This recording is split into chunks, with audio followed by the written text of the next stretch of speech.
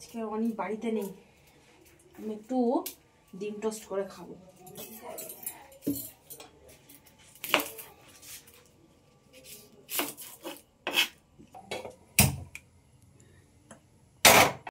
যা হয়েছে একদম। এর মধ্যে একটু সস লাগিয়ে দেবো আর গোলমরিচ ছুঁয়ে দেবো, হেভি লাগবে।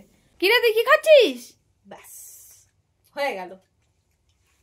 এ নে, তাহলে তুই একটু খেয়ে দেখ কেমন হয়েছে, আমি কেমন বানিয়েছি তুই একটু খেয়ে দেখ। আমার এইটুকু আর তোর এতগুলো? আমি যত কষ্ট করে বানালাম, আমি তোর জন্য তো একটু দিলাম বল। আমিও মাংস এনেছি, ভেবেছিলাম তোকে দেবো, আর দেবো না। হ্যাঁ, তুই আমার জন্য মাংস নিয়ে এসেছিস, এ নে তাহলে আরেকটু খা। থাক, আর লাগবে না। আমাকে ডিম টোস্ট দিলি না তো, এবার আমি দেখ মাংস রান্না করব, তোকে দেবই না। আবায়েগা মজা।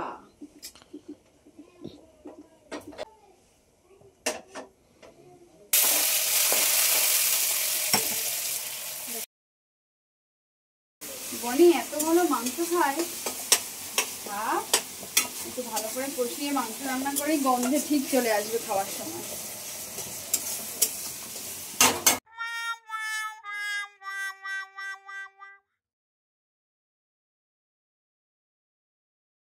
মাংসটা হয়ে গেছে, বনির জন্য একটু তুলে রাখি, তারপর ওকে বলবো যে তোকে আমি মাংস দেব না, দেখি ও কি করে।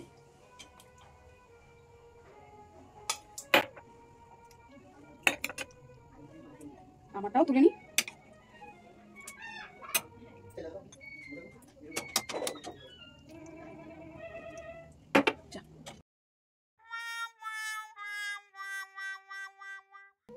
অনি, হেভি সুন্দর গন্ধ বেরিয়েছে, এক পিস দিবি?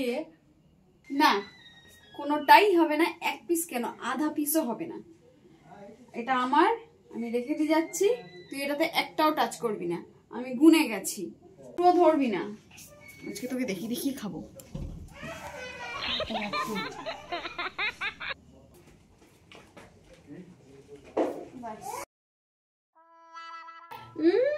নিজের জন্য সুন্দর করে বাটি সাজিয়ে গেছে, আর আমাকে একটাও খেতে দেবে না তো। দাঁড়া, তোর হচ্ছে আইডিয়া।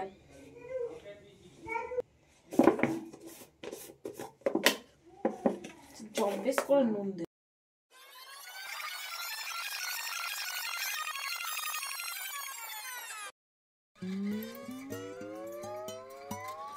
খা এবার নুনে পোড়া মাংস। ঢাকা লাগিয়ে চলে যাই।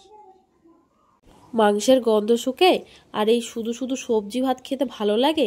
আমি তো ওকে একটু দিয়েছিলাম, ও তো আমাকে এক টুকরো দিতে পারে। এই নিন, আপনি তো মাংস খেতে ভালোবাসেন, তাই জন্য আপনার জন্য তুলে রেখেছিলাম, এবার খান। তুই কত ভালো রে। অনি আমার জন্য মাংস রেখেছিল, আর আমি কেন ওর মাংসে নুন মেশালাম রে। যা, কি হলো আবার?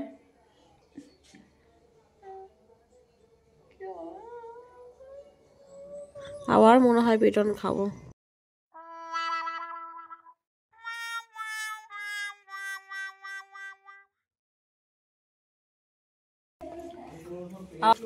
এত নুন কেন?